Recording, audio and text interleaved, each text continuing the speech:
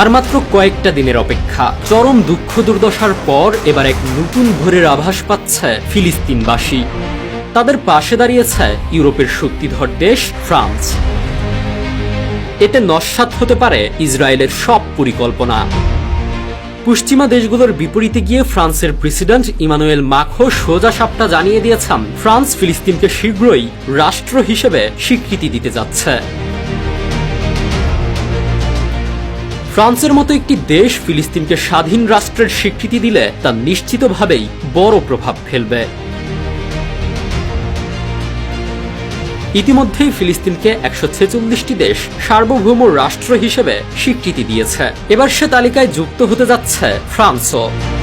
বুধবার 9 April France 5 টেলিভিশনকে দেওয়া এক সাক্ষাৎকারে দেশটির প্রেসিডেন্ট ইমানুয়েল মাখো জানান, ইসরায়েল ফিলিস্তিন সংকট নিয়ে আগামী জুনে অনুষ্ঠিতব্য জাতিসংঘ সম্মেলনে এই স্বীকৃতি চূড়ান্ত করার লক্ষ্য রয়েছে তার। ওই সম্মেলনে সৌদি আরবের সঙ্গে কো-চেয়ার হিসেবে দায়িত্ব পালন করবে ফ্রান্স।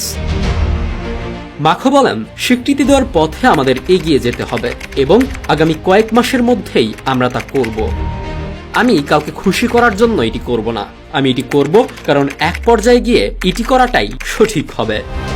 এ বিষয়ে ফিলিস্তিনের পররাষ্ট্র প্রতিমন্ত্রী ভার্সেন আঘাবিকিয়ান শাহিন বার্তা সংস্থা এএফপিকে বলেন, ও দ্বিরাষ্ট্র সমাধান রক্ষার পথে ইতিবাচক অগ্রগতি। অন্যদিকে ইসরায়েলের পররাষ্ট্রমন্ত্রী গিডিয়ন সার বলেছেন, কোন দেশের একতরফা স্বীকৃতি বর্তমান বাস্তবতায় হামাসের জন্য উৎসাহ ও পুরস্কার স্বরূপ হবে। সামাজিক যোগাযোগ মাধ্যম এক্সে দেওয়া বার্তায় তিনি লিখেছেন, বর্তমান বাস্তবতায় কোন দেশের পক্ষ থেকে একটি কাল্পনিক ফিলিস্তিন রাষ্ট্রকে একতরফাভাবে স্বীকৃতি দেওয়া হবে সন্ত্রাসের জন্য পুরস্কার এবং হামাসকে উৎসাহ দেওয়ার শামিল। এ ধরনের পদক্ষেপ আমাদের অঞ্চলে শান্তি, নিরাপত্তা ও স্থিতিশীলতা আনবে না, বরং আরও দূরে সরিয়ে দেবে। ফিলিস্তিনকে সার্বভৌম রাষ্ট্র হিসেবে স্বীকৃতি দেওয়ার তালিকায় গত বছর যোগ দিয়েছে Armenia, Slovenia, Ireland, Norway, Trinidad ও টোবাগো, জ্যামাইকা ও বারবাডোসের মতো দেশ।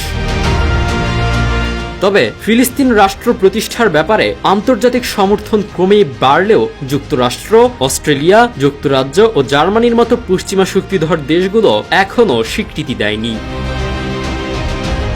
মাখো জানান, তিনি সমষ্টিগত উদ্যোগ আশা করছেন, যার মাধ্যমে মধ্যপ্রাচ্যের কয়েকটি দেশ ইসরায়েলকেও স্বীকৃতি দেবে। বর্তমানে সৌদি আরব, ইরান, ইরাক, সিরিয়া ও ইয়েমেন ইসরায়েলকে স্বীকৃতি দেয়নি।